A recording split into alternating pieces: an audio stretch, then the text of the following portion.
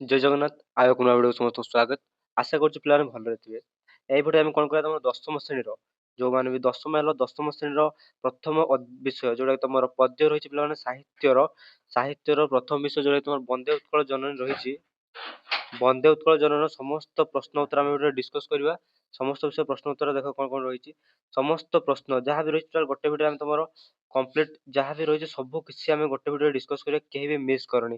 ପ୍ରଥମ ଦେଖ 1 number question କ'ଣ କହିଛି, ପ୍ରତ୍ୟେକ 2ଟି ଲେଖାଏଁ ପ୍ରତିଶବ୍ଦ ଲେଖ। ପ୍ରତ୍ୟେକରେ 2ଟି ଲେଖାଏଁ ପ୍ରତିଶବ୍ଦ ଲେଖ। ଦେଖ ପିଲାମାନେ ତମମାନଙ୍କ କ୍ୱେଶ୍ଚିନ୍ ୱିଥ୍ ଆନ୍ସର ଲେଖା ହେଇଛି, କେହି ବି ମିସ୍ କରନି। ଯେଉଁମାନେ ଚ୍ୟାନେଲରେ ନୂଆ ଅଛ ଚ୍ୟାନେଲକୁ ସବସ୍କ୍ରାଇବ୍ କରିବା ସହିତ ପାଖରେ ଥିବା ବେଲ୍ ନୋଟିଫିକେସନ୍ ଅଲ୍ କ୍ଲିକ୍ କରି ସାଙ୍ଗମାନଙ୍କୁ ସେୟାର କର। ଠିକ୍ ଅଛି। ଉତ୍ତର ଦେଖ। ଉତ୍ତର କ'ଣ କଲା, ପ୍ରଥମ ତାର ଶବ୍ଦ ଆଉ ପ୍ରତିଶବ୍ଦ। ପୟୋଧିର ପ୍ରତିଶବ୍ଦ ଦ୍ୱାରା ସମୁଦ୍ର ଓ ସାଗର। ସେମିତି ସମୀରର କ'ଣ କ'ଣ ଦ୍ୱାରା ଦେଖ ପବନ ଏବଂ ବାୟୁ। ଉଟ୍ଟଜର କ'ଣ ଦ୍ୱାରା ଦେଖ କୁଟୀର ତା ସହିତ କୁଡ଼ିଆ। ନେକ୍ସଟ ତଟିନୀ ସେମିତି ହେଲା ନଦୀ ଓ ସ୍ରୋତସ୍ୱିନୀ। ନେକ୍ସଟ ଭୂଧର ଦେଲା କ'ଣ ପର୍ବତ ଅଚଳ। ତ ପିଲାମାନେ ଦେଖ ସବୁ ସୁନ୍ଦର ଭାବରେ ତମ ପ୍ରତିଶବ୍ଦ ଲେଖା ହେଇଛି। ଆଉ ଯେଉଁମାନେ ପିଲାମାନେ ଲଙ୍ଗ କ୍ୱେଶ୍ଚିନ୍ ପାଇଁ କେବଳ ୱେଟ୍ କରୁଛ, ଡୋଣ୍ଟ ୱରି, ଲଙ୍ଗ କ୍ୱେଶ୍ଚିନ୍ ବହୁତ ସୁନ୍ଦର ଭାଷାରେ ଲେଖା ହେଇଛି, ମିସ୍ କରିନି। ଠିକ୍ ଅଛି। ଚ୍ୟାନେଲ ସବସ୍କ୍ରାଇବ୍ କରିବା ସହିତ ପାଖରେ ଥିବା ବେଲ୍ ନୋଟିଫିକେସନ୍ ଅଲ୍ କ୍ଲିକ୍ କରି ସାଙ୍ଗମାନଙ୍କ ପାଖକୁ କ'ଣ କର ନା ସେୟାର କର। ଠିକ୍ ଅଛି। ଦେଖ ତାପରେ ଦେଲା କ'ଣ ଅରିର ପିଲାମାନେ 3ଟି ପ୍ରତିଶବ୍ଦ ଦିଆଯାଇଛି, ଶତ୍ରୁ, ଅରାତି, ବୈରୀ। ଠିକ୍ ଅଛି। ଯଦି ଜୁମ୍ କରିବାକୁ କହୁଛ କି ଜୁମ୍ ଦେଖାଯାଉନି, ଠିକ୍ ଅଛି, ମୁଁ ଜୁମ୍ ମଧ୍ୟ କରିକି ଦେଖେଇ ଦେଉଛି ଗୋଟେ ମିନିଟ୍। ଠିକ୍ ଅଛି। ନେକ୍ସଟ 2 ନମ୍ବର କ୍ୱେଶ୍ଚିନ୍ ଦେଖିବା। 2 ନମ୍ବର କ୍ୱେଶ୍ଚିନ୍ କ'ଣ କହିଛି ଦେଖ। ପ୍ରଶ୍ନ 2, ନିମ୍ନଲିଖିତ ଶବ୍ଦ ଗୁଡ଼ିକର ବିପରୀତ ଅର୍ଥବୋଧକ ଶବ୍ଦ ଲେଖ। ଶୁଭ୍ର, ଘନ, ସୁନ୍ଦର, ପବିତ୍ର, ପୁଣ୍ୟ, ଦର୍ପିତ। କୋଉ ଶବ୍ଦ କହିଛି ଦେଖ। ବିପରୀତ ଶବ୍ଦ ଶୁଭ୍ରର ବିପରୀତ ଶବ୍ଦ, ଘନର ବିପରୀତ ଶବ୍ଦ, ସୁନ୍ଦରର ପବିତ୍ର, ପୁଣ୍ୟ, ଦର୍ପିତ। ଦେଖ ଶବ୍ଦ ବିପରୀତ ବୋଧକ ଶବ୍ଦ। ଶୁଭ୍ର ପିଲାମାନେ ଆମେ ଜାଣିଛୁ ଶୁଭ୍ର କ'ଣ, ଯୋଉଟା କି ସୁନ୍ଦର ଦେଖାଯାଉଥିବ, ଧଳା ଦେଖାଯାଉଥିବ, କିନ୍ତୁ ମଳିନ। ଶୁଭ୍ରର ବିପରୀତ ଅର୍ଥବୋଧକ ଶବ୍ଦ ହେଉଛି କ'ଣ, ମଳିନ। ସେମିତି ସୁନ୍ଦରର କ'ଣ ବିପରୀତ ହେଇଯିବ, ଅସୁନ୍ଦର। ଠିକ୍ ଅଛି। ସେଇଭଳି ଠିକ୍ ଅଛି। ପୁଣ୍ୟର ବିପରୀତ କ'ଣ ପିଲାମାନେ, ପୁଣ୍ୟର ସେଇଭଳି ହେବ ପାପ। ଠିକ୍ ଅଛି। ନେକ୍ସଟ ଘନର ପିଲାମାନେ ଦେଖ ଘନ ଯୋଉଟା ଆମେ କହୁଛୁ ବହଳିଆ। ଠିକ୍ ଅଛି। ତାର ବିପରୀତ କ'ଣ ହେବ, ତରଳ।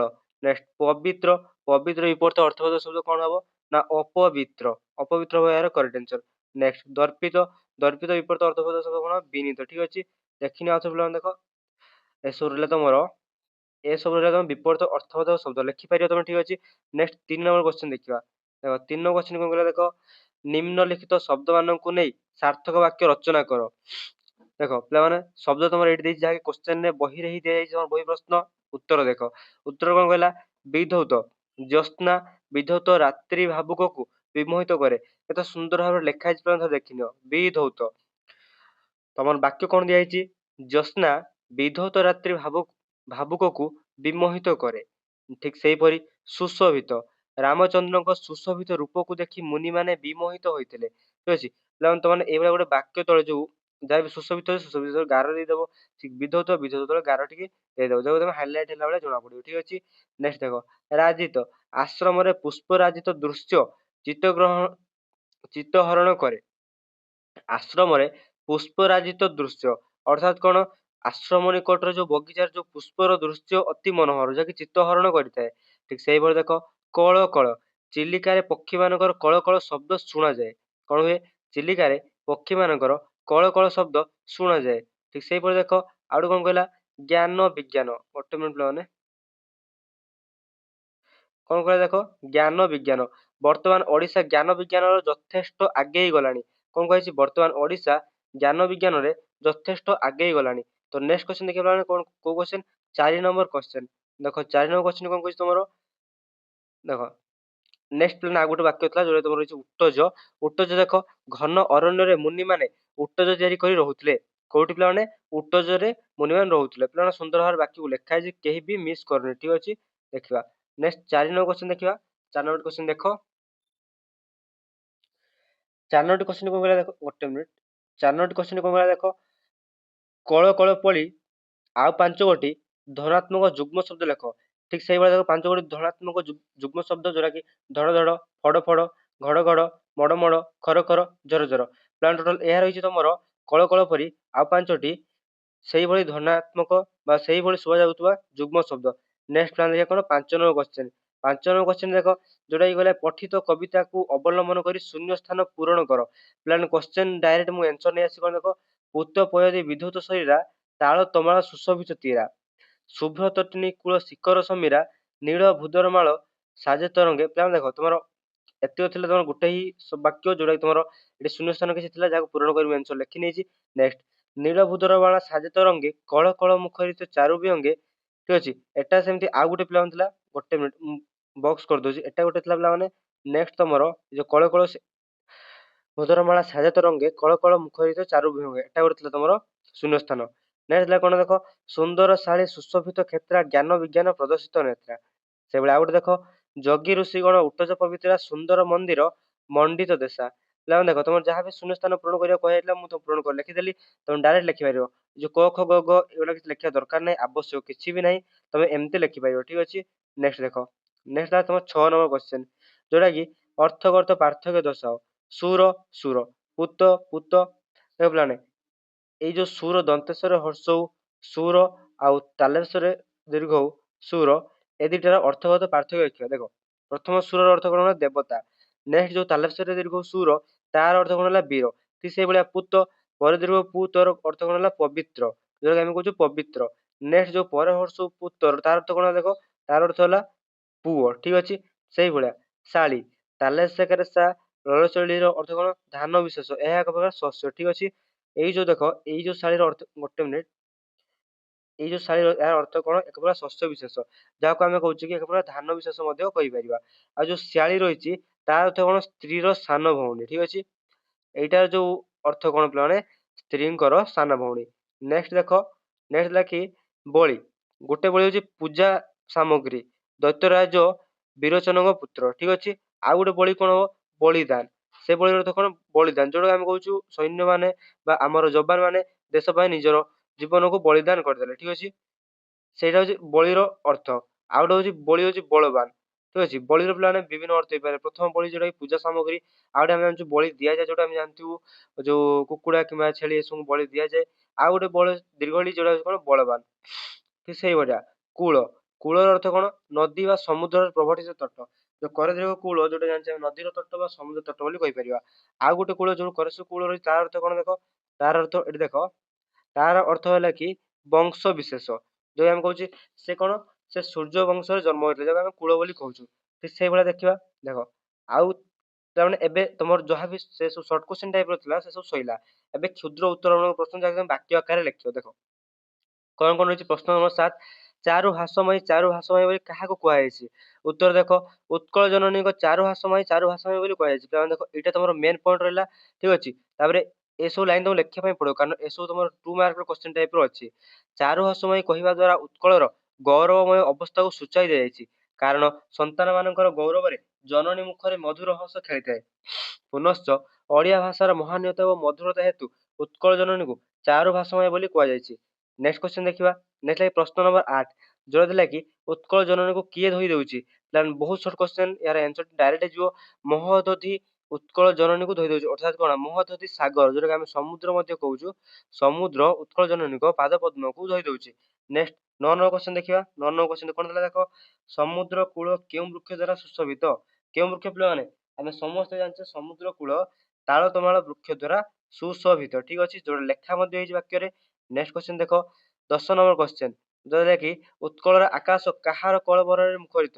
ଉତ୍କଳର ଆକାଶ ସୁନ୍ଦର ଶ୍ୱାନ କରୁଥିବା ବିହଙ୍ଗ ମାନଙ୍କର କଳରବରେ ମୁଖରିତ।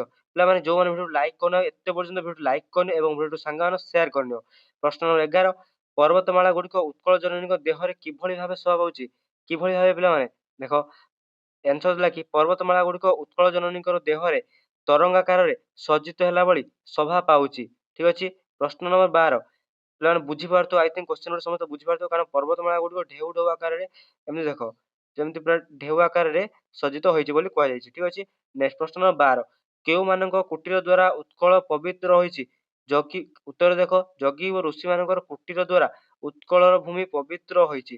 ନେକ୍ସଟ କ୍ୱେଶ୍ଚିନ୍ ଦେଖିବା ନେକ୍ସଟ ଦେଖ 13 ନମ୍ବର କ୍ୱେଶ୍ଚିନ୍ ଗୋଟେ ମିନିଟ 13 ନମ୍ବର କ୍ୱେଶ୍ଚିନ୍ ଦେଖ ଶ୍ରେଷ୍ଠ କବି ମାନେ କାହାର କୀର୍ତ୍ତି ବନ୍ଦନା କରୁଛନ୍ତି।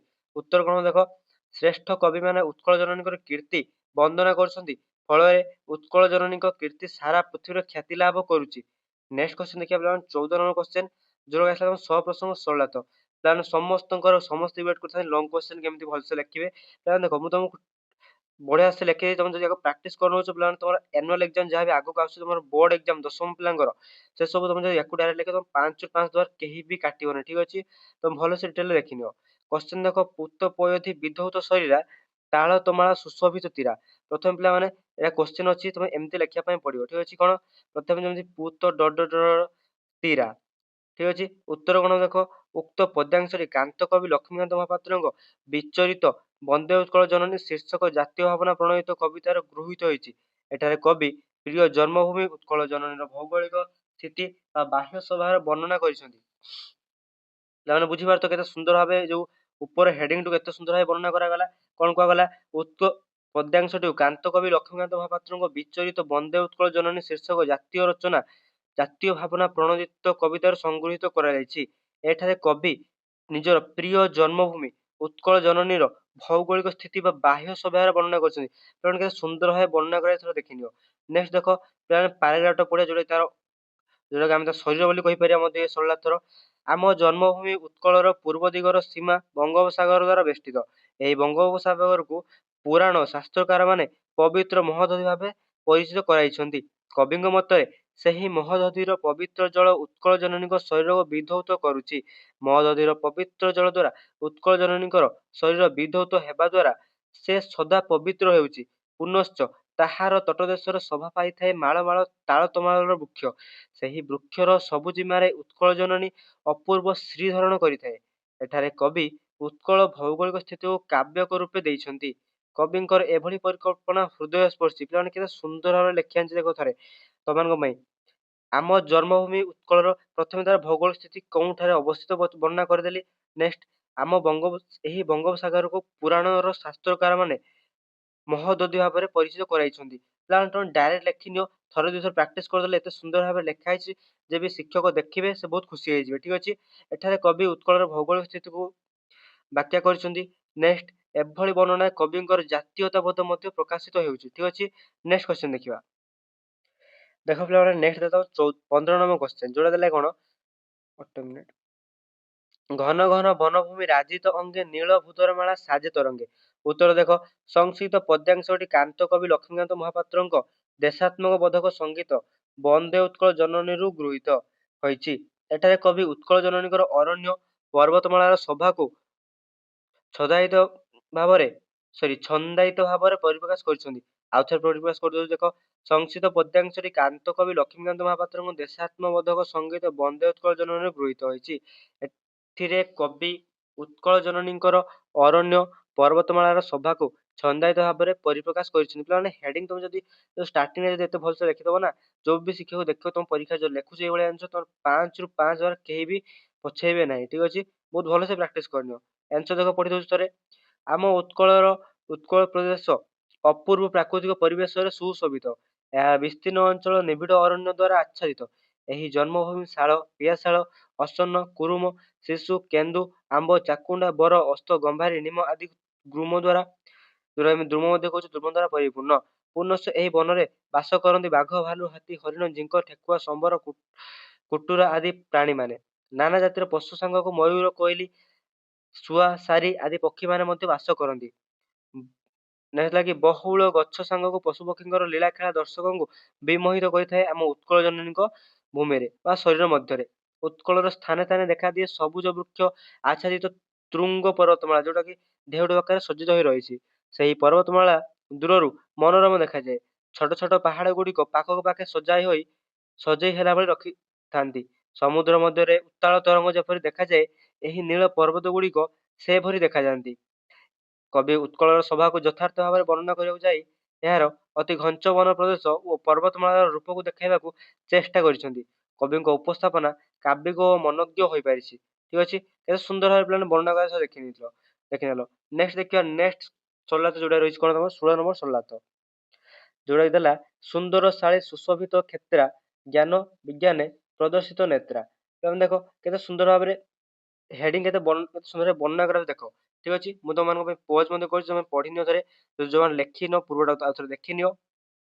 ଆଉ ଯଦି ଡାଇରେକ୍ଟ ଯଦି ଏର ପାଇବାକୁ ଚାହୁଁଛ, ଯୋଉ କ୍ୱେଶ୍ଚନ ଆନ୍ସର ପାଇବାକୁ ଚାହୁଁଛ, ତ ପିଲାମାନେ ଚ୍ୟାନେଲ ସବସ୍କ୍ରାଇବ କରି ଟେଲିଗ୍ରାମ ଚ୍ୟାନେଲ ଜଏନ ହେଇଯାଅ। ଠିକ ଅଛି, ନେକ୍ସଟ ଦେଖ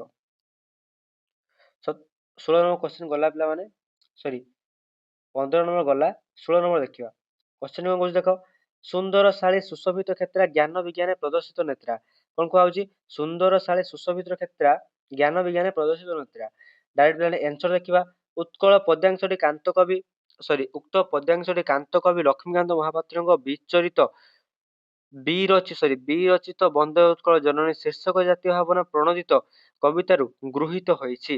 ଏଠାରେ କବି ପ୍ରିୟ ଜନ୍ମଭୂମି ଉତ୍କଳ ଶସ୍ୟ ଶୋଭିତ ସୁନ୍ଦର କ୍ଷେତ୍ର ଓ ଜ୍ଞାନ ବିଜ୍ଞାନରେ ମହିମାନ୍ୱିତ ହୋଇଥିବା କଥା ଉଲ୍ଲେଖ କରିଛନ୍ତି। ଦେଖ ପିଲାମାନେ କେତେ ସୁନ୍ଦର ଭାବେ କହିଲି ବା, ଯେତେ ଷ୍ଟାର୍ଟିଂ ଯେତେ ଭଲସେ ଲେଖିବ ସେତେ ବେଟର ହବ। ଉକ୍ତ ଗଦ୍ୟାଂଶଟି କାନ୍ତ କବି ଲକ୍ଷ୍ମୀକାନ୍ତ ମହାପାତ୍ରଙ୍କ ବିରଚିତ ବନ୍ଦେ ଉତ୍କଳ ଜନନୀ ଶୀର୍ଷକ ଜାତୀୟ ଭାବନା ପ୍ରଣୋଦିତ କବିତାରୁ ଗୃହୀତ ହୋଇଛି। ଏଠାରେ କବି ପ୍ରିୟ ଜନ୍ମଭୂମି ଉତ୍କଳ ଶସ୍ୟ ଶୋଭିତ ସୁନ୍ଦର କ୍ଷେତ୍ର ଓ ଜ୍ଞାନ ବିଜ୍ଞାନର ମହିମାନ୍ୱିତ ହୋଇଥିବା କଥା ଉଲ୍ଲେଖ କରିଛନ୍ତି। ନେକ୍ସଟ ଲାଗି, ଓଡ଼ିଆ ପୁଅର ମୂଳ ଖାଦ୍ୟ ହେଉଛି ଭାତ। ଆମେ ସମସ୍ତେ ଜାଣିଛେ ଆମେ ଓଡ଼ିଶାର ପୁଅ, ଆମେ ଓଡ଼ିଆ ପୁଅ, ଆମର ମୂଳ ଖାଦ୍ୟ ହେଉଛି କଣ? ଭାତ। କୃଷକ ପଖାଳ କଂସାରେ ତାର ଉଦର ପୂରଣ କରେ। କୃଷକ କଣ କରେ? ଯିଏ ଚଷା ପୁଅ ସେ କଣ କରେ ନା ପଖାଳ କଂସାରେ ତାର ପେଟ ପୂରଣ କରିଥାଏ, ଯୋଉଟାକି ଉଦର ପୂରଣ ବୋଲି ସାହିତ୍ୟ ଭାଷାରେ ଲେଖାଯାଇଛି। କାରଣ ଧାନ ହେଉଛି ଉତ୍କଳର ପ୍ରଧାନ ଫସଲ। ଏଠାରେ ଦିଗନ୍ତେ ବିସ୍ତାରୀ ଶସ୍ୟ କ୍ଷେତ୍ର ଦେଖାଯାଏ। କଣ କୁହାଯାଇଛି? କେତେ ସୁନ୍ଦର ଭାବରେ ବର୍ଣ୍ଣନା କରାଯାଉ। ଦେଖ ଏଠାରେ ଦିଗନ୍ତ ବିସ୍ତାରୀ ଶସ୍ୟ କ୍ଷେତ୍ର ଦେଖାଯାଏ, ମାନେ କଣ? ଏଠାରେ ଅସଂଖ୍ୟ ମାତ୍ରାରେ ଶସ୍ୟ କ୍ଷେତ୍ର ଦେଖାଯାଏ।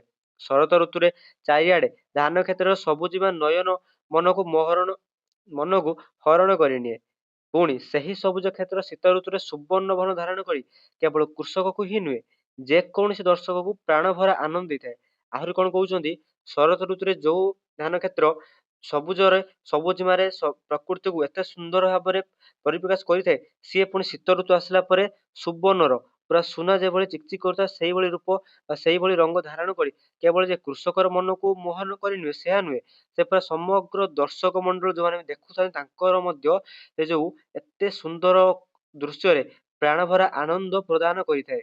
ଏଇଭଳି କବି ଏଠାରେ ଏକ ବିଶେଷ ଧରଣର ଶାଳିଧାନ କଥା ସୂଚାଇ ଅଛନ୍ତି। ଉତ୍କଳର ଭୂମିର ସନ୍ତାନ ମାନେ ଜ୍ଞାନ ଓ ବିଜ୍ଞାନରେ ଅଧିକ ପାରଙ୍ଗମ। ଆଉ କଣ କହୁଛନ୍ତି? କେବଳ ଚାଷ ପର୍ଯ୍ୟନ୍ତ ସେ ସୀମିତ କରିନାହାନ୍ତି। ସେ ଆହୁରି କଣ କହୁଛନ୍ତି ଦେଖ, ଗୋଟେ ମିନିଟ, ସେ କହୁଛନ୍ତି କି କବି ବିଶେଷ ଧରଣର ଶାଳିଧାନ କଥା ଏଠି ବର୍ଣ୍ଣନା କରିଛନ୍ତି। ତାପରେ କଣ କହୁଛନ୍ତି? ଉତ୍କଳ ଭୂମିର ସନ୍ତାନ ମାନେ ଜ୍ଞାନ ଓ ବିଜ୍ଞାନରେ ଅଧିକ ପାରଙ୍ଗମ। ଆମ ଉତ୍କଳର ପୁଅ ମାନେ ସେମାନେ କଣ କରନ୍ତି? ବା ସନ୍ତାନ ମାନେ ଜ୍ଞାନ ବିଜ୍ଞାନରେ ବେଶ ପାରଙ୍ଗମ।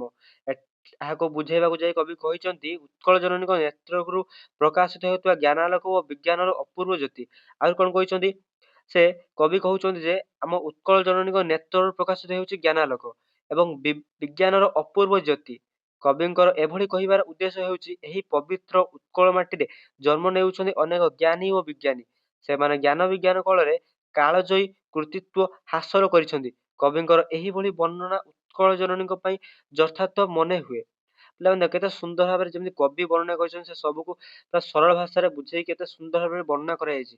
ତମେ ଯଦି ସରଳ ଅର୍ଥକୁ ଯଦି ବେଶ ଭଲ ଭାବରେ ବୁଝିଯାଉଛ, ଯେମିତି ମୁଁ କହୁଛି, ଯେମିତି ଲେଖୁଛି, ପ୍ରାକ୍ଟିସ କରିନଉଛ, ପିଲାମାନେ ଲଙ୍ଗ କ୍ୱେଶ୍ଚନ ବହୁତ ଆରାମସେ ତମେ ଲେଖିପାରିବ। ନେକ୍ସଟ କ୍ୱେଶ୍ଚନ ଦେଖିବା। ନେକ୍ସଟ ପିଲାମାନେ ଆଉ ଗୋଟେ ସରଳ ରହିଛି କଣ? ଉତ୍କଳ ସୁଲଭର ଦର୍ପିତ ଗେହା ଅରିକୁଳ ଶୋଣିତ ଚର୍ଚ୍ଚିତ ଦେହା। ଦେଖ ସଂସ୍କୃତ ପଦ୍ୟାଂଶଟି କାନ୍ତ କବି ଲକ୍ଷ୍ମୀକାନ୍ତ ମହାପାତ୍ରଙ୍କ ବିରଚିତ ବନ୍ଦେ ଉତ୍କଳ ଜନନୀ ଶୀର୍ଷକ ଦେଶାତ୍ମକ ବୋଧ କବିତାରୁ ଗୃହୀତ ହୋଇଛି। ଏଠାରେ କବି ଉତ୍କଳ ଜନନୀଙ୍କୁ ବୀର ପ୍ରସାଦିନୀ ଗୌରବର ଗୌରବାନ୍ୱିତ କରିବାକୁ ଚାହିଁଛନ୍ତି। ଏଠାରେ କଣ କହିବାକୁ ଚାହିଁଛନ୍ତି? ଯଦି ଏଟା ବୁଝିପାର ଭଲସେ କହିଦଉଛି। ଏଠାରେ କବି କହିବାକୁ ଚାହୁଁଛନ୍ତି କି ଆମ ଉତ୍କଳ ଜନନୀ ହଉଛି ବୀର ପ୍ରସବିନୀ, ଅର୍ଥାତ କଣ? ଆମ ଉତ୍କଳ ଗୌରବର ମାଟିରେ, ଆମ ଓଡିଆ ମାଟିରେ ଏତେ ବୀରମାନେ ଜନ୍ମ ନେଇଛନ୍ତି, ଯୋଉମାନଙ୍କ ଗୌରବରେ ଆମ ଉତ୍କଳ ଆଜି ସମଗ୍ର ବିଶ୍ୱ ଭୂମିରେ ମଧ୍ୟ ଗୌରବାନ୍ୱିତ ମନେ କରେ। ଆମ ଉତ୍କଳ ଆଜି ଏତେ ଉନ୍ନତ ବା ଏତେ ଉନ୍ନତ ଯେ କାରଣ କଣ? ଆମ ଉତ୍କଳ ମାଟିରେ ହିଁ ସମସ୍ତ ବୀର ମାନେ ଜନ୍ମ ନେଇଛନ୍ତି। ତମେ ଏହାର ଉଦାହରଣ ଦେଇ ତମେ ଆମର ଉତ୍କଳ ମାଟିର କିଛି ଯୋଉମାନେ ବୀର ଯୋଦ୍ଧା, ଯୋଉମାନେ ଆମ ଉତ୍କଳ ଭୂମି ପାଇଁ ନିଜର ଜୀବନ ଦେଇଛନ୍ତି, ସେମାନଙ୍କର ନାମ ମଧ୍ୟ ଲେଖିପାରିବ। ଦେଖ ଉତ୍କଳ ଜନନୀ ହେଉଛି ବୀର ମାଟି। ଏଠାରେ ଜନ୍ମ ନେଇଛନ୍ତି ଶୌର୍ଯ୍ୟବନ୍ତ ଓ ବୀର୍ଯ୍ୟବନ୍ତ ବୀରମାନେ। ଏମାନଙ୍କର ବୀରତ୍ୱ ଓ ଗରିମା ସମଗ୍ର ଭାରତ ବର୍ଷରେ ପରିଚିତ ଓ ପ୍ରଚାରିତ। ତେଣୁ କବି ଉତ୍କଳ ଭୂମିକୁ ବୀରଶ୍ରେଷ୍ଠ ମାନଙ୍କର ଗୃହ ବୋଲି କରିଛନ୍ତି। ନେକ୍ସଟ କଣ ଦେଖ, ସେହି ବୀରମାନଙ୍କୁ ନେଇ ସେ ଗୌରବ ମଣ୍ଡିତ। ଅସଂଖ୍ୟ ଶତ୍ରୁକୁ ସେ ବୀର ସନ୍ତାନ ଗଣ ବିନାଶ କରିଛନ୍ତି। ଯୋଉମାନେ ଦମ୍ଭର ସହିତ ଶତ୍ରୁ ମାନଙ୍କୁ ସମ୍ମୁଖୀନ ହୋଇଛନ୍ତି, ସେମାନେ ହେଉଛନ୍ତି ବିନାଶ କରିଛନ୍ତି। କଣ କୁହାଯାଉଛି ଆହୁରି? ଯେଉଁମାନେ ଦମ୍ଭର ସହିତ ଶତ୍ରୁମାନଙ୍କୁ ସମ୍ମୁଖୀନ ହୋଇଛନ୍ତି ସେମାନଙ୍କୁ ବିନାଶ କରିଛନ୍ତି। ଏଠାରେ କବି ଉତ୍କଳର ଐତିହ୍ୟ ସୂଚିତ କରି ଉତ୍କଳବାସୀଙ୍କ ମନରେ ଜାତୀୟତାବାଦ ସୃଷ୍ଟି କରିବାକୁ ଚାହିଁଛନ୍ତି।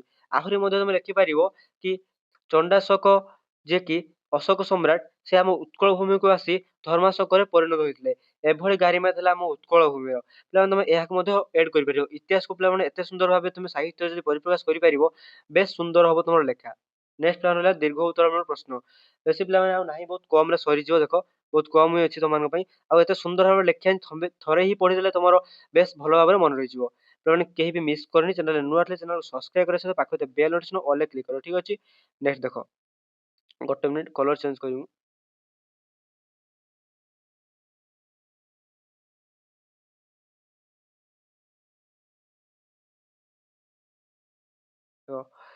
କଣ ଥିଲା? ବନ୍ଦେ ଉତ୍କଳ, ଗୋଟେ ମିନିଟ୍।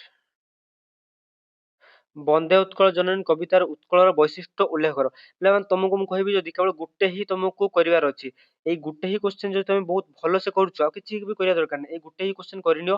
ଏଇ ଗୋଟେ ହିଁ କ୍ୱେଶ୍ଚନରେ ଏତେ ହିଁ ଡିଟେଲ୍ସ ଲେଖା ଯାଇଛି, ଯେତେ ବି ଲଙ୍ଗ କ୍ୱେଶ୍ଚନ ଅଛି ସବୁ ତମେ କରିପାରିବ। ଦେଖ କେମିତି ଲେଖା ହେଇଛି। କାନ୍ତ କବି ଲକ୍ଷ୍ମୀକାନ୍ତ ମହାପାତ୍ର ହେଉଛନ୍ତି ଏକାଧାରରେ ଜଣେ କବି, ନାଟ୍ୟକାର, ଗାଳ୍ପିକ, ପ୍ରାବନ୍ଧିକ ଓ ପତ୍ରିକା ସମ୍ପାଦକ। ବ୍ୟଙ୍ଗ କବି ଭାବରେ ଓଡ଼ିଆ ସାହିତ୍ୟରେ ସେ ସ୍ୱତନ୍ତ୍ର ସ୍ଥାନ ଅଧିକାର କରିଛନ୍ତି। ସେ ସ୍ୱଚ୍ଛଳ ଜମିଦାର ପରିବାରର ଦାୟିତ୍ୱ ହୋଇ ଉଚ୍ଚଶିକ୍ଷା କରିଥିଲେ। ଆଜୀବନ ରୋଗ ବ୍ୟାଧି ତାଙ୍କର ସାଥୀ ହେବା କାରଣରୁ ନିଜକୁ ଅତି ଅସହାୟ ମନେ କରିଥିଲେ। କାରଣ କବିଙ୍କ ବିଷୟରେ ଷ୍ଟାର୍ଟିଂରେ ବର୍ଣ୍ଣନା କରାଯାଇଛି, କେହି ବି ମିସ୍ କରିବେନି ଏଟାକୁ, କାରଣ କବିଙ୍କ ବିଷୟରେ ଜାଣିବା ଅତ୍ୟନ୍ତ ଆବଶ୍ୟକ, ଆଉ ବର୍ଣ୍ଣନା କରିବା ମଧ୍ୟ। ତଥାପି ଜୀବନ ସାରା ସାହିତ୍ୟ ସାଧନାରେ ସେ ନିଜକୁ ହଜାଇ ଦେବାକୁ ଚାହିଁଥିଲେ। ସେ ତାଙ୍କ ରଚିତ ଜାତୀୟ ସଙ୍ଗୀତ, ଜୀବନ ସଙ୍ଗୀତ, ଚଟକ ଚନ୍ଦ୍ରାହସ ଚମ୍ପୁ ତାଙ୍କର କବି ପ୍ରତିଭାର ବଳିଷ୍ଠ ସ୍ୱାକ୍ଷର। ସେ ଶରଦ୍ରାସ କଣ୍ଠ, କାଳିଅ ଦଳନ ପ୍ରଭୃତି ଅନେକ ପୌରାଣିକ ନାଟକ ମଧ୍ୟ ରଚନା କରିଛନ୍ତି। କଥାକାର ଭାବରେ କଣା ମାମୁଁ ଉପନ୍ୟାସ ଓ ବୁଢ଼ା ଶଙ୍ଖାରୀ ଭଳି ଗଳ୍ପ ତାଙ୍କର ପ୍ରତିଭାର ଯଥାର୍ଥ ପ୍ରମାଣ। ନେକ୍ସଟ ଦେଖିବା ପିଲାମାନେ କଣ ରହିଛି କ୍ୱେଶ୍ଚନର ଆନ୍ସର, ଯୋଉଟା ମେନ୍ ପଏଣ୍ଟ ଯୋଉଟାକୁ ଆସୁଛି।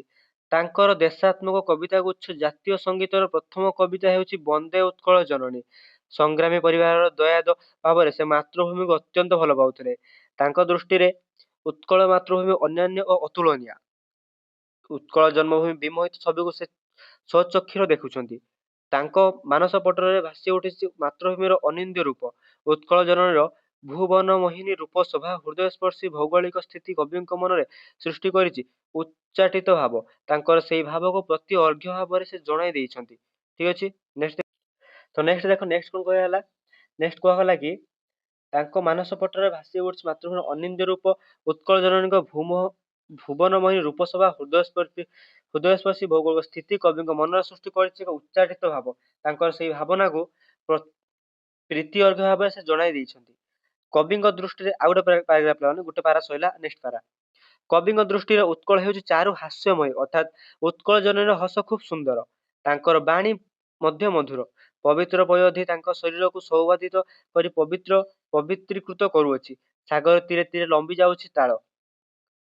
ଗୋଟେ ମିନିଟ୍। ତାଳ ତମାଳ ସଦୃଶ ବୃକ୍ଷ ଶ୍ରେଣୀ କେତେ କେତେ ସୁନିର୍ମଳ ସ୍ରୋତସ୍ୱିନୀ ପ୍ରବାହିତ ହେଉଛନ୍ତି ଉତ୍କଳ ଜନନୀର ଶରୀରରେ। ସେହି ତଟିନୀର ତରଙ୍ଗାୟିତ ଜଳରୁ ବାଷ୍ପ ଗ୍ରହଣ କରି ସମୀରଣ ହେଉଛି ସୁଶୀତଳ।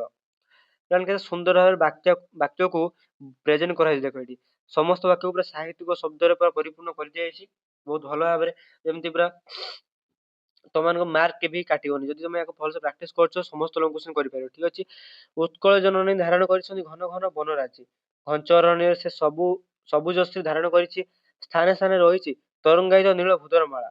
ସୁନ୍ଦର ଶାଳୀ ପକ୍ଷୀମାନଙ୍କର କାକଳି କଳଧ୍ୱନି ସଙ୍ଗୀତରେ ସୁଭାଗ ହେଉଛି ମୁଖରିତ। ଦିଗନ୍ତେ ବିସ୍ତାରୀ ଶାଳିଧାନ କ୍ଷେତ୍ରରେ ସୁଶୋଭିତ ଜନନୀ ଅନ୍ନପୂର୍ଣ୍ଣା ସଦୃଶ ଖାଦ୍ୟର ଭଣ୍ଡାର ଖୋଲି ଦେଇଛନ୍ତି। ଜନନୀ ଉନ୍ମୀଳିତ ନେତ୍ରରେ ରହିଛି ଜ୍ଞାନ ବିଜ୍ଞାନର ଦୃଷ୍ଟିଭଙ୍ଗା। ଏଠାରେ ରହିଛନ୍ତି ଉତ୍କଳବାସୀ ଯୋଗୀ ଋଷି, ସେମାନଙ୍କର କଣ୍ଠରୁ ସ୍ଫୁରିତ ବେଦଧ୍ୱନିର ଏ ମାଟି ହୋଇଛି ପବିତ୍ର। ଠିକ ଅଛି। ତ ନେକ୍ସଟ ଦେଖ, ନେକ୍ସଟ ପ୍ଲାନ୍ ଦେଖ କି ଉତ୍କଳ ହେଉଛି କାରୁକାର୍ଯ୍ୟ ମନ୍ଦିର ମାଳିନୀ। କାରୁକାର୍ଯ୍ୟପୂର୍ଣ୍ଣ ମନ୍ଦିର ମାଳିନୀ। ଏହି ମନ୍ଦିର ଗାତ୍ରରେ ଉତ୍କଳର ଶିଳ୍ପୀମାନଙ୍କର ବୈଶିଷ୍ଟ୍ୟ ପ୍ରତିଫଳିତ ଭାବନା। ତୀର୍ଥଭୂମିରେ ଉତ୍କଳ ପରିପୂର୍ଣ୍ଣ। ପିଲାମାନେ କେତେ ସୁନ୍ଦର ଭାବେ ବର୍ଣ୍ଣନା କରାଯାଉଛି। ଦେଖ ଉତ୍କଳ ହେଉଛି କାରୁକାର୍ଯ୍ୟର ମନ୍ଦିର ମାଳିନୀ, ଅର୍ଥାତ୍ ଆମ ଉତ୍କଳର କାରୁକାର୍ଯ୍ୟ ଅତି ସୁନ୍ଦର। ସେହି ମନ୍ଦିର ଗାତ୍ରରେ ଉତ୍କଳର ଶିଳ୍ପୀମାନେ ବୈଶିଷ୍ଟ୍ୟ ପ୍ରତିଫଳିତ। ଅର୍ଥାତ୍ କଣ କୁହାଯାଉଛି, ଆମର ଶିଳ୍ପକଳା, ଓଡ଼ିଶାର ଶିଳ୍ପକଳାକୁ ଏଠି କବି ବର୍ଣ୍ଣନା କରୁଛନ୍ତି। ପାବନ ତୀର୍ଥଭୂମିରେ ଉତ୍କଳ ପରିପୂର୍ଣ୍ଣ, ଅର୍ଥାତ୍ କଣ, ଅଶେଷ ସୁନ୍ଦର ତୀର୍ଥଭୂମି ଯୋଉଟାକି ଶାସ୍ତ୍ର ମାନଙ୍କରେ ବର୍ଣ୍ଣନା କରାଯାଇଛି, ସେସବୁ ତୀର୍ଥଭୂମିରେ ମଧ୍ୟ ଆମ ଉତ୍କଳ ବେଶ ପରିପୂର୍ଣ୍ଣ। ଉତ୍କଳରେ ବହୁ ଶୂରବୀର ଜନ୍ମ ନେଇଛନ୍ତି। ସେମାନେ ଶତ୍ରୁକୁ ପଦାନିତ କରି ଉତ୍କଳ ମାଟି କରିଛନ୍ତି ଗୌରବ ବିମଣ୍ଡିତା। ସମଗ୍ର ବିଶ୍ୱରେ ଉତ୍କଳର ବୀରମାନଙ୍କର ଶୌର୍ଯ୍ୟର ପ୍ରମାଣ ରହିଛି।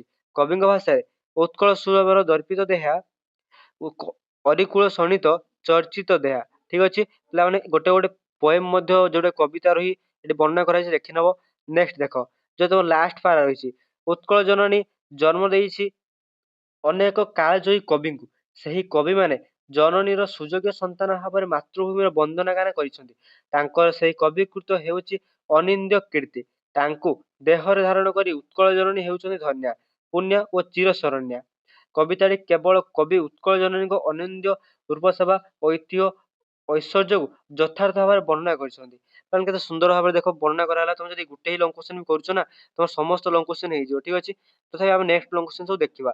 ନେକ୍ସଟ ମାନେ 19 ନମ୍ବର ରହିଛି, ଯୋଉଟା ତମ କୋଶ୍ଚିନ୍ ରହିଛି କଣ, ବନ୍ଦେ ଉତ୍କଳ ଜନନୀ ଏକ ମାତୃଭୂମି ପ୍ରଶଂସାତ୍ମକ କବିତା, ଉକ୍ତିଟିର ଯଥାର୍ଥତା ପ୍ରତିପାଦନ କର।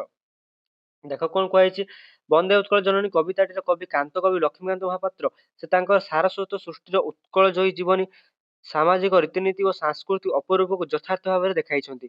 ତାଙ୍କ ଦ୍ୱାରା ରଚିତ ଜୀବନ ସଙ୍ଗୀତର କବିତାରେ କବି ନିଜ ଦାର୍ଶନିକ ଓ ଭାକ୍ତିକ ଭାବକୁ ଉପସ୍ଥାପନ କରିଛନ୍ତି। ତାଙ୍କର ଜାତୀୟ ସଙ୍ଗୀତ କବିତା ଗୁଚ୍ଛରେ 33ଟି ମାତୃଭୂମି ପ୍ରଶଂସାତ୍ମକ କବିତା ରହିଛି। କେତେ ପିଲାମାନେ, ଟୋଟାଲ 33ଟି। ନେକ୍ସଟ ଦେଖ, ସବୁଥିରେ ଜନ୍ମଭୂମିରେ ବନ୍ଦନା ଗାନ କରି ସେ ଜନ୍ମଭୂମି ପ୍ରତି ତାଙ୍କର ହୃଦୟରେ ରହିଥିବା ଅନାବିଳ ଭାବକୁ ଦେଖାଇଛନ୍ତି। ବନ୍ଦେ ଉତ୍କଳ ଜନନୀ ସେହି କବିତାର ପ୍ରଥମ କବିତା ଏବଂ କବିତାର ଛତ୍ରେ ଛତ୍ରେ କବି ଉତ୍କଳ ଜନନୀର ବିଶେଷତ୍ୱକୁ ଦେଖାଇବାକୁ ଚେଷ୍ଟା କରିଛନ୍ତି। କାରଣ ଏତେ ସୁନ୍ଦର ଭାବରେ ଯୋଉ ଷ୍ଟାର୍ଟିଂଟା ବର୍ଣ୍ଣନା କରି ଯେ ଦେଖ, ଏଉଠି ହିଁ ତମ 5 ମାର୍କ ଦେଇଦେବ। ଭଲସେ ଲେଖିଥାଉ। ଠିକ ଅଛି, ନେକ୍ସଟ ଦେଖିବା। ନେକ୍ସଟ ହେଲା କଣ, ଜନନୀ ଜନ୍ମ ଦିଏ, ମାତ୍ର ଜନ୍ମଭୂମି ସନ୍ତାନର ବଞ୍ଚିବାର କାରଣ ହୁଏ। ଜନନୀ ସ୍ୱଳ୍ପ କାଳ ପାଇଁ ସନ୍ତାନକୁ କ୍ଷୀର ଦେଇ ଅପତ୍ୟ ସ୍ନେହରେ ଲାଳନ ପାଳନ କରେ, ମାତ୍ର ମାତୃଭୂମି ଜନ୍ମଭୂମିଠାରୁ ମୃତ୍ୟୁ ପର୍ଯ୍ୟନ୍ତ ସନ୍ତାନକୁ ତାହାର କୋଳରେ ଧରି ରଖେ। ଜନ୍ମଭୂମିର ମାଟି, ପାଣି, ପବନ ସେ ବର୍ଦ୍ଧିତ ହୁଏ, ପରିପୃଷ୍ଟ ହୁଏ। ତୁଳନାତ୍ମକ ଭାବରେ ଦେଖିଲେ ମାତାଠାରୁ ମାତୃଭୂମିର ମହତ୍ତ୍ୱ ଅଧିକ। କବିଙ୍କ ମନରେ ମାତୃଭୂମି ପ୍ରତି ଏହି ଭାବନାକୁ ବଳବତ୍ତର ହୋଇଛି। ତେଣୁ କବିତାରେ କବି ମାତୃଭୂମିର ବନ୍ଦନା ଗାନ କରି ତାହାର ଅସମାନତାକୁ ସୂଚାଇ ଅଛନ୍ତି। କଣ ଦେଖ, କବି ମାତୃଭୂମିର ପ୍ରଶଂସା ଗାନ କରି କହିଛନ୍ତି, ଉତ୍କଳ ଜନନୀ ହେଉଛି ଚାରୁ ହାସ୍ୟମୟୀ। ତାର ନଭ ଜଳ ସ୍ଥଳରେ ହସ ମନମୁଗ୍ଧକର ଭାବ ଦେଖିବାକୁ ମିଳେ। ସେ ମଧ୍ୟ ଚାରୁ ଭାଷମୟୀ, ତାହାର ଭାଷା ଅତ୍ୟନ୍ତ ମଧୁର। ଉତ୍କଳର ଗାତ୍ର ହେଉଛି ପବିତ୍ର। ସେହି ପବିତ୍ର ଗାତ୍ରକୁ ଆହୁରି ପବିତ୍ର କରେ ମହୋଦଧିର ଜଳରାଶି। ତାହାର ସାଗର ତୀରରେ ଶୋଭା ପାଉଛି ତାଳତମାଳର ବୃକ୍ଷରାଶି। ଉତ୍କଳ ଭୂମିରେ ପ୍ରବାହିତ ହେଉଛି ନିର୍ମଳ ସ୍ରୋତ ବିଶିଷ୍ଟ ସ୍ରୋତସ୍ୱିନୀ। ସେହି ସ୍ରୋତସ୍ୱିନୀ ଜଳକୁ ସ୍ପର୍ଶ କରି ପ୍ରବାହିତ ହେଉଥିବା ମୌସୁମୀର ଶୀତଳତାର ସ୍ପର୍ଶ ଦେଇଥାଏ। କବିଙ୍କ ମାତୃଭୂମି ଅଙ୍ଗେ ଅଙ୍ଗେ ରହିଅଛି ନଘଞ୍ଚ ବନରାଜି। ନୀଳ ପର୍ବତମାଳା ସମତଳ ଉପରେ ଏପରି ଭାବରେ ଦଣ୍ଡାୟମାନ ହୋଇଛି, ଯାହାକୁ ଦେଖିଲେ ସମୁଦ୍ର ଜଳରାଶି ଉପରେ ଉତ୍ଥିତ ହୋଇ ନୀଳ ତରଙ୍ଗ ଭ୍ରମ ସୃଷ୍ଟି ହୋଇଛି। ପିଲାମାନେ କେତେ ସୁନ୍ଦର ଭାବେ ବର୍ଣ୍ଣନା କରାଯାଏ, ସବୁ ଥରେ ମାତ୍ର ଦେଖିନିଅ। ଠିକ ଅଛି, କେହି ବି ପିଲାମାନେ ଯଦି ୟାକୁ ଭଲସେ ଲେଖୁଛ ନା, ଭଲସେ ତମେ ଯଦି ଲେଖି ପାରୁଛ, ଯାହା ବି ଲେଖା ହେଇଛି ଡିଟେଲ ଯଦି ଲେଖି ପ୍ରାକ୍ଟିସ କରିଦଉଛ ନା, ତମେ ପରୀକ୍ଷାରେ କ୍ୱେଶ୍ଚିନ୍ ଆସିଲେ ତମକୁ ସାହିତ୍ୟରେ ପୁରା 100 out of 100 ହିଁ ଆସିବ। ଦେଖ, ଜନ୍ମଭୂମିର ପ୍ରଶଂସା ଗାନ କରି କବି କହିଛନ୍ତି, ଦିଗ୍ବିସ୍ତାରୀ କ୍ଷେତ୍ର ଗୁଡିକ ଶାଳି ଧାନର ସୁଶୋଭିତ। ଉତ୍କଳ ଜନନୀ ଜ୍ଞାନ ବିଜ୍ଞାନର ନେତ୍ରରେ ବିଶିଷ୍ଟ। ସେଥିରେ ପୁଣି ରହିଛି ଯୋଗୀ ଋଷିଙ୍କର ଉଟଜ ଏବଂ କାରୁକାର୍ଯ୍ୟପୂର୍ଣ୍ଣ ମନ୍ଦିର। ଉତ୍କଳ ସୁରବୀର ମାନଙ୍କର ଭୂଖଣ୍ଡ ଭାବରେ ସାରା ବିଶ୍ୱରେ ପରିଚିତ। ତାପରେ କଣ କୁହାଯାଇଛି, ଶତ୍ରୁକୂଳରେ ରକ୍ତରେ ଏହା ରଞ୍ଜିତ। ଏଥିରେ ଜନ୍ମ ନେଇଛନ୍ତି ଅନେକ ଯଶସ୍ୱୀ କବି। କବି ଏଠାରେ ନିଜର ମାତୃଭୂମିର ମହାନୀୟତା ବଖାଣି ବସିବା ସହିତ ତାହାର ଜୟଗାନ ବନ୍ଦନା କରିବାକୁ ପ୍ରକାରାନ୍ତରରେ ପ୍ରେରଣା କରିଛନ୍ତି, ଯାହା ତାଙ୍କର ଜନ୍ମଭୂମି ପ୍ରୀତିର ପରିଚୟ ଦେଇଥାଏ। କେତେ ସୁନ୍ଦର ଭାବରେ ପିଲାମାନେ ବର୍ଣ୍ଣନା କରିଥିବ। ଲଙ୍ଗ କ୍ୱେଶ୍ଚିନ୍ ଯଦି ଏତିକି ଭଲସେ ଲେଖିବ ନା, କେହି ବି ତମର ଗୋଟେ ମାର୍କ କାଟିବ ନାହିଁ। ନେକ୍ସଟ ଦେଖିବା ପିଲାମାନେ, ଲାଷ୍ଟ କ୍ୱେଶ୍ଚିନ୍ ତମର ରହିଛି 20 ନମ୍ବର କ୍ୱେଶ୍ଚିନ୍। ଠିକ ଅଛି, ତାପରେ କିଛି ଇମ୍ପୋର୍ଟାଣ୍ଟ କ୍ୱେଶ୍ଚିନ୍ ପ୍ରାକ୍ଟିସ କରିବା। 20 ନମ୍ବର କ୍ୱେଶ୍ଚିନ୍ କଣ କହିଛି, 20 ନମ୍ବର କ୍ୱେଶ୍ଚିନ୍ ଥିଲା ତମର, ବନ୍ଦେ ଉତ୍କଳ ଜନନୀ ଏକ ଜାତୀୟତାବାଦୀ କବିତା, ଏହାର ବିଚାର କର। କାରଣ ସେମ୍ ଯାହାକି 19 ନମ୍ବର ଲେଖା ହେଲା ସେମ୍ ରହିଛି, ତମେ ଦେଖିନିଅ। ଆମର ଏଇଟା ଡିଟେଲ୍ସ ପଢୁନି, ତମେ ସେମ୍ ଯୋଉ ଚାହିଁବ ସେମ୍ ବି ଲେଖିପାରିବ। ନହେଲେ ମୁଁ କେବଳ ଉପରେ ଯୋଉ ଷ୍ଟାର୍ଟିଂ ପଢେଇ ଦଉଛି, ତାପରେ ତମେ ଦେଖିନେବି, ତମକୁ ଦେଖେଇଦେବି, ତମେ ଲେଖିନବ। କବି ସଦାସର୍ବଦା ନିଜର ମାଟି ମାତୃଭୂମି କବି ଅନୁରାଗୀ ସାହିତ୍ୟ ସମାଜର ମୁକୁର ସମାଜକୁ ଉତ୍ପ୍ରେକ୍ଷା କରି ସେ ସାହିତ୍ୟ ସୃଷ୍ଟି କରିପାରେନା। ମାତୃଭୂମି ପ୍ରତି ରହିଥିବା ଗଭୀର ଆନ୍ତରିକତା ମମତାବୋଧକୁ ସେ ଦର୍ଶାଏ ଯଥାର୍ଥ ଭାବେ ସଂଯୋଜିତ କରିବା ଗୋଟେ ମିନିଟ କରିବ ସେ କବିତା ଆକାରରେ। ବନ୍ଦେ ଉତ୍କଳ ଜନନୀର କବି କାନ୍ତ କବି ଲକ୍ଷ୍ମୀକାନ୍ତ ମହାପାତ୍ର ଉତ୍କଳର ଅତୀତ ତତ୍କାଳୀନ ସ୍ଥିତିକୁ ସେ ଭଲ ଭାବରେ ଅନୁଭବ କରିଥିଲେ। ଉତ୍କଳର ଗୌରବ ମଧୁସୂଦନ ଦାସ ସେ ସମୟରେ ଭାଷାଭିତ୍ତିକ ଉତ୍କଳ ପ୍ରଦେଶ ଗଠନ କରିବା ପାଇଁ ଉତ୍କଳ ସମ୍ମିଳନୀ ମାଧ୍ୟମରେ ଉତ୍କଳବୀୟଙ୍କୁ ମନରେ ଜାତୀୟତାବୋଧ ସୃଷ୍ଟି କରିବାକୁ ଚାହୁଁଥିଲେ। କାନ୍ତ କବି ଲକ୍ଷ୍ମୀକାନ୍ତ 1912 ମସିହାରେ ସେହି କବିତାକୁ ରଚନା କରି ଉତ୍କଳ ସମ୍ମିଳନୀ ଅଧିବେଶନରେ ଗାନ କରିବାକୁ ଯାଇ ଯୋଜନା କରିଥିଲେ। ଏହି କବିତା ଗାନ ପରେ କବିତାର ସମୟୋପଯୋଗୀ ଉପସ୍ଥାପନ ସମସ୍ତଙ୍କୁ ମୁଗ୍ଧ କରିଥିଲା। ଏହାର ବିଶେଷତାକୁ ଅନୁଭବ କରି ପରବର୍ତ୍ତୀ ସମୟରେ ଅର୍ଥାତ୍ 2020 ମସିହାରେ ଓଡ଼ିଶାର ସରକାର ଏହାକୁ ଆମର ରାଜ୍ୟ ସଙ୍ଗୀତ ଭାବରେ ମାନ୍ୟତା ପ୍ରଦାନ କରିଛନ୍ତି। ତେଣୁ କେତେ ସୁନ୍ଦର ଭାବେ ଷ୍ଟାର୍ଟିଂ ଲେଖା ହେଇଛି ଦେଖ, ନେକ୍ସଟ ଦେଖ ତମେ ଦେଖି ନିଅ, ତମେ ଏହାକୁ ନିଜେ ଲେଖି ନେବ। ଗୋଟେ ଗୋଟେ ପାରାଗ୍ରାଫ ମୁଁ ଦେଖଉଛି ପିଲାଙ୍କୁ, ଗୋଟେ ଗୋଟେ ପାରାଗ୍ରାଫ ଅଛି, ତମେ ଭଲସେ ହିଁ ପ୍ରାକ୍ଟିସ କରିନିଅ। ଏଇଟା ସେମ୍ ବି ଅଛି, ସେମ୍ ଲେଖା ହେଇଛି, ଖାଲି ଟିକେ ଟିକେ ଅଲଗା କରାଯାଇଛି, ଚେଞ୍ଜିଂ ଷ୍ଟାର୍ଟିଂ କରାଯାଇଛି। ଠିକ ଅଛି, ତ ବେଶୀ ଲେଖା ହେଇନି, କେବଳ ତମକୁ ଷ୍ଟାର୍ଟିଂଟା ଯାହାକି ଅଲଗା ଦିଆଯାଇଛି, ତମେ 19 ନମ୍ବର ସହ ୟାକୁ କରିପାରିବ। ଯାହା ଲେଖା ହେଇଛି ଲେଖିପାରିବ। ତ ପିଲାମାନେ ଯୋଉମାନେ ତମ ଚ୍ୟାନେଲ ସବସ୍କ୍ରାଇବ କରିନ, ପିଲାମାନେ ଚ୍ୟାନେଲକୁ ପ୍ଲିଜ ସବସ୍କ୍ରାଇବ କରିନିଅ, ପାଖରେ ବେଲ ନୋଟିଫିକେସନ ଅଲରେ କ୍ଲିକ କରିନିଅ ଏବଂ ଭିଡ଼ିଓକୁ ଲାଇକ୍ ସାଙ୍ଗମାନେ ସେୟାର କର, କାରଣ ତମର ସାହିତ୍ୟ ହଉ କିମ୍ବା ଦଶମ ଶ୍ରେଣୀର ସମସ୍ତ ବିଷୟର ପ୍ରଶ୍ନ ଉତ୍ତର ଆମ ଚ୍ୟାନେଲ ଅପଲୋଡ ହବ, କେହି ବି ମିସ୍ କରନି। ଏବଂ କମେଣ୍ଟରେ ଆଉ କୋଉ ବିଷୟର ଦରକାର ତମ କମେଣ୍ଟରେ ଜଣାଅ, କୋଉ ବି ଟପିକରେ ଦରକାର କମେଣ୍ଟରେ ଜଣାଅ। ଆଉ କମେଣ୍ଟ ସାଇଡରେ ପିଲାମାନେ ହାଇପର ଅପସନ ଅଛି, ଭିଡ଼ିଓକୁ ହାଇପ କରିନିଅ। ଠିକ ଅଛି, ତମେ ହାଇପ କରିନିଅ। ରହୁଛି, ଧନ୍ୟବାଦ, ଜୟ ଜଗନ୍ନାଥ।